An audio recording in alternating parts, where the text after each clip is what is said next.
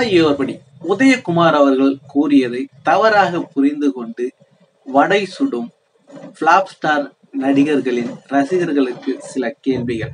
வாங்க வீடியோக்குள்ள போலாம். வீடியோக்குள்ள போறது முடியாதா? நம்ம சேனலை சப்ஸ்கிரைப் பண்ணலாம், உடனடியா சப்ஸ்கிரைப் பண்ணீங்க. சாமானியன் படம், அந்த படத்துடைய ப்ரொமோஷனுக்கு அதுல கலந்துக்கிட்டாரு நம்ம ஆர்வி உதயகுமார் அவர்கள். இவரு தலைவருடைய படத்தை எடுத்திருக்காங்க. எஜமான் படம் எல்லாருக்கும் தெரியும். அதுக்கப்புறம் பாத்தீங்கன்னாக்கா கிழக்கு வாசல், பொன்னுமணி, இது போல நல்ல நல்ல படங்கள்லாம் அவங்க எடுத்திருக்காங்க. எல்லாம் அவருடைய அதிர்ப்பு ஹிட் அப்படின்னு சொல்லலாம். இவ்வளோ அற்புதமான ஒரு டைரக்டர், இவர் எப்படி இந்த மாதிரி ஒரு தகவலை பதிவிட்டாருன்னு தெரியல. அவர் மேல தப்பு இல்லையோ அப்படின்றது பிறகு பார்க்கலாம். ஆனா அவரு சொன்னதுல ஒரு லாஜிக்கே இல்லை அப்படின்றத நான் ஒரு சில கேள்விகளை நான் கேட்கிறேன். அவர்கிட்ட இல்ல, அவரு தெளிவா சொல்லிட்டாரு, இந்த படம் தள்ளி போனதுனால எனக்கு லாஸ் அப்படின்னு சொல்லியிருக்காரு. அவ்வளவுதான். அது எப்படி தள்ளி போச்சு என்ன ஏதுன்னு சொல்லிட்டு நான் உங்களுக்கு டீட்டெயிலா அடுத்த பதிவுல போடுறேன். ஃபர்ஸ்ட் இந்த விஜய் ரசிகர்களுக்கும் கமலாண்டிகளுக்கும் என்ன புரிதலோ அப்படின்னு தெரியல. அவர் என்ன சொல்றாரு, சூப்பர் ஸ்டார் ரஜினிகாந்துடைய படம் எனக்கு லாஸ் ஆயிடுச்சு. அது என்ன படம் அப்படின்னாக்கா தர்மத்தின் தலைவன் அப்படின்னு சொல்றாரு. என்ன எப்படி லாஸ் அப்படின்னா படம் தள்ளி போனதுனால லாஸ் அப்படின்னு சொல்றாரு. அவ்வளவுதாங்க, வேற ஒண்ணும் இல்ல. படம் எப்படியாப்பட்ட படம் அப்படின்னு எல்லாருக்கும் தெரியும். அது பிளாக் பஸ்டர் படம், சூப்பர் டூப்பர். இன்னைக்கு கதற கமலாண்டிகளும் அது மட்டும் இல்லைங்க விஜய் ரசிகர்களும் ஃபர்ஸ்ட் அந்த படத்தை பாருங்க, அதுக்கப்புறம் உங்களுக்கே புரியும். இந்த படத்துல பாத்தீங்கன்னா தலைவர் அதிரடி ஆக்ஷன் காட்டியிருப்பாரு. பேட்ட ரவுடியாவும் வந்திருப்பாரு, மாணவர்களுக்கு புத்திமதி கூறும் பேராசிரியராகவும் வந்திருப்பாரு, காமெடியிலையும் கலக்கியிருப்பாரு, ஆக்ஷன்லயும் கலக்கியிருப்பாரு. இந்த படத்துடைய பாடல்கள் சொல்லவே தேவையில்லை, அவ்வளவு அற்புதமான இசை நம்ம இளையராஜா. இப்ப கூட முணுமுணுத்துக்கிட்டு இருக்கலாம் அந்த பாடல், தென்மதுரை வைகை நதி அப்படின்னு. சூப்பர் ஸ்டார் ரஜினிகாந்த் அவர்களும் இளைய திலகம் பிரபு அவர்களும் ரெண்டு பேருமே இணைந்து கலக்கிருப்பாங்க. இந்த படத்துல குஷ்பு அறிமுகம், முதல்ல தமிழ் படத்துல நடிக்கிறாங்க. சுஹாசினி செம மாசா மிரட்டிருப்பாங்க. வி.கே. ராமசாமி சொல்லவே தேவையில்ல, அவ்வளவு அற்புதமான அவர் ஆக்டிங் அவர் வெளிப்படுத்திருப்பாரு. இப்படி ஒரு அற்புதமான ஒரு காவியம். இந்த காவியம் பிளாப்னு சொல்றதுக்கு எப்படிடா உங்களுக்கு மனசு வந்துச்சு? அவரு எதை மனசுல வச்சுக்கிட்டு இப்படி பேசினாரோ தெரியல. அதாவது ஒரு ப்ரொமோஷனுக்கு வந்தா ஏதாவது அவங்களுக்கு அதை பப்ளிசிட்டி பண்ணணும். அப்ப பப்ளிசிட்டி பண்ணணும்னா பப்ளிசிட்டினாலே சூப்பர் ஸ்டார் ரஜினிகாந்த் அவர்கள். அவரை பத்தி ஏதாவது பேசினா அது ட்ரெண்ட் ஆகும். இன்னைக்கு நான் அதை பேசுறேன் அப்படின்னாக்கா அதுக்கு மெயின் காரணம் சூப்பர் ஸ்டார் ரஜினிகாந்த். அப்படிங்களா? இல்லைங்களா? இல்ல தலைவரை பத்தி பேசலன்னா இந்த சாமானியன் யாருக்கும் தெரியாம போயிருக்கும். சாமானியன் படம் ஒண்ணு இருக்குதா அப்படின்னு தெரியாம போயிடும். இப்போ தலைவரை பத்தி பேசியதால இப்போ நான் அதுக்கு பதிலடி கொடுக்குறேன் உங்களுக்கு, அவ்வளவுதான். இப்போ எங்க தலைவரை பத்தி எங்களுக்கு பேசலன்னா நான் உங்களை பத்தி பேச வேண்டிய அவசியம் இல்லை. எங்க தலைவரின் சொந்தங்கள் கமெண்ட்ல என்ன சொல்றாங்கன்னா, இந்த ரெண்டு தருதலைங்களை பத்தி பேசாதீங்க, பேரே சொல்லாதீங்க அப்படின்னு சொல்றாங்க. இருந்தாலும் தலைவரை பத்தி தப்பா வரக்குள்ள கண்டிப்பா உண்மையை வெளிக்கொண்டு வருவது நம்மளுடைய கடமையாக இருக்கிறது. இந்த விஜய் ரசிகர்களும் சரி, இந்த கமலாண்டிகளும் சரி, இவங்க நம்மளதான் மென்டல்னு சொல்லுவாங்க, நம்மளதான் தற்கொலைன்னு சொல்லுவாங்க. ஆனா இவங்க தான்பா தற்கொலை, மென்டல் இவங்க தான்பா.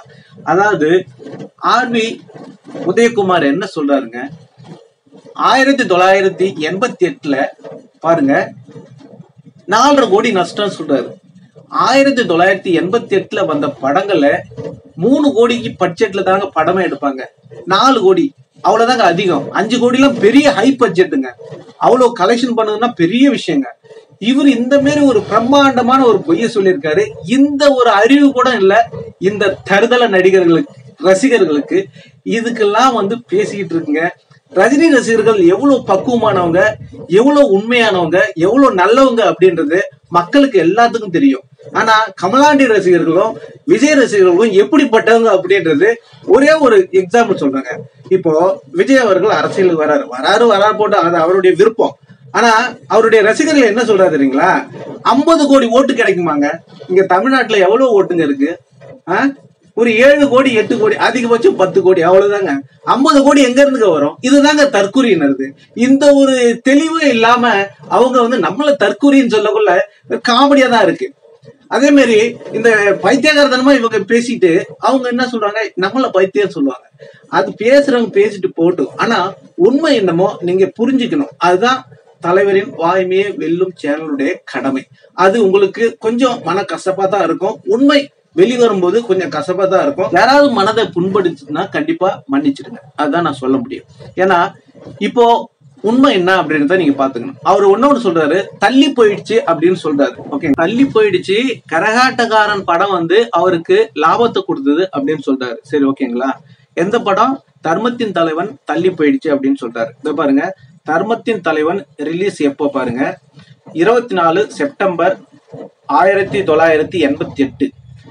கரகாட்டக்காரன் ரிலீஸ் டேட் பாருங்க, அடுத்த வருஷம் தான் ரிலீஸ் ஆகுது. அதாவது நல்லா ஞாபகம் வச்சுங்க, 16 ஜூன் 1989ஆம் ஆண்டு. அதாவது நம்ம தலைவருடைய தர்மத்தின் தலைவன் ரிலீஸ் ஆன பிறகுதான் கரகாட்டக்காரன் ரிலீஸ் ஆகுது. நல்லா புரிஞ்சுக்கணும் அவருடைய முரண்பாடான பதிவு.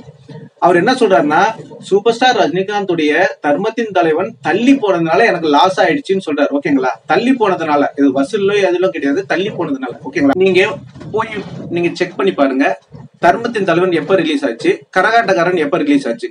இவர் என்ன சொல்றாருன்னா, தர்மத்தின் தலைவனுக்கு முன்னாடி கரகாட்டக்காரன் ரிலீஸ் ஆயிடுச்சான்.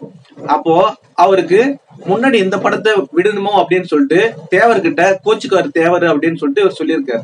எப்படிங்க இது? ஒண்ணுமே புரியல. உங்களுக்கு ஏதாவது புரிஞ்சுதுன்னா, இது கமலஹாசன் ரசிகர்களுக்கும் விஜய் ரசிகர்களுக்கும் எப்படி புரிஞ்சுதுன்னு தெரியல.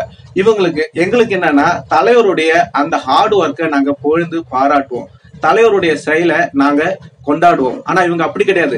மத்தவங்க நடிகருடைய ஒரு ஏதாவது ஒரு தருதலை தப்பா சொல்லிச்சுன்னா அதை தூக்கின்னு கொண்டாடுவாங்க. இதோ பாருங்க, அதோ பாருங்க. இப்படி நீங்க பண்ணிட்டு இருந்தீங்கன்னா கண்டிப்பா உங்க நடிகரும் சரி நீங்களும் சரி முன்னேறவும் மாட்டீங்க, இன்னும் தரமட்டத்துக்கு தான் போவாங்க. இதுதான் தருதலைங்க புரிஞ்சு கொள்ள வேண்டிய ஒன்று.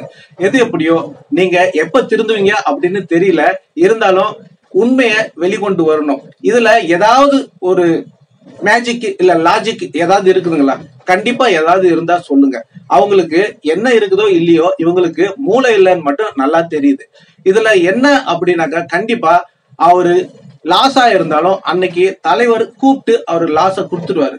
ஏன்னா தலைவரை பத்தி எல்லாருக்கும் தெரியும். அவருக்கு தயாரிப்பாளரும் சரி, ப்ரொடியூசரும் சரி, திரையரங்க உரிமையாளரும் சரி, எல்லாருக்கும் என்ன லாஸோ அதை கூப்பிட்டு கொடுக்கறதுல சூப்பர் ஸ்டார் ரஜினிகாந்த் அவர்கள் குறை வைத்ததில்லை அப்படின்றது எல்லாருக்குமே தெரியும். நீங்க திருப்பூர் சுப்பிரமணியன் அவர்கள் கூட சொல்லியிருந்தாரு ஒரு வீடியோல, யாராருக்கு திரையரங்க உரிமையாளர்கள் லாஸோ அவங்களுக்கு லாபத்தோட, அதாவது 1 லட்சம் எக்ஸ்ட்ரா லாஸோட சேர்த்து லாபத்தையும் கொடுத்த மனிதர் சூப்பர் ஸ்டார் ரஜினிகாந்த் அப்படின்றது வரலாற்றுல ஒரே ஆள், ஒரே நடிகர். இது வரைக்கும் எவனும் கிடையாது. எல்லாருக்கும் தெரியுமா, கமலஹாசன் படமா இருக்கட்டும், விஜய் படமா இருக்கட்டும், எல்லாமே இப்ப விஜய் படம் எல்லாமே பிளாப் இல்லைங்களா? அதுக்கப்புறம் கமலஹாசன் படம் எல்லாமே பிளாப். இப்பதான் ஒரே ஒரு விக்ரம், அது லோகேஷ் கனகராஜ். நீங்க ஆர்வி உதயகுமார் அவருடைய வீடியோ பார்க்கணும்னா நான் டிஸ்கிரிப்ஷன் நினைக்கிறேன், பார்த்து மகிழுங்கள். நன்றி, வணக்கம், ஜெய் ஹிந்த்.